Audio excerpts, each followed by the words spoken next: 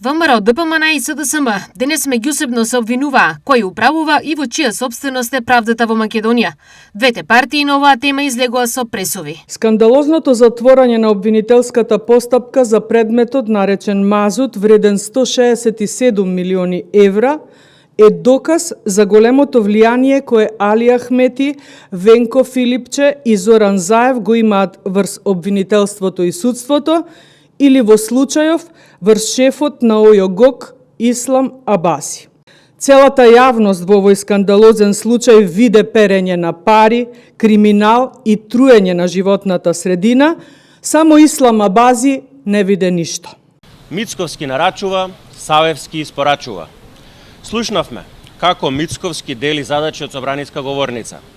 Со неговите чувства, слушнавме како елиминира независни обвинители од постапка на телевизија, сега и по телефон дека дели задачи.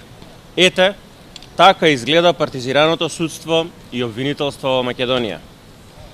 Така изгледаат реформите на Мицковски и организираната криминална група ВМРО.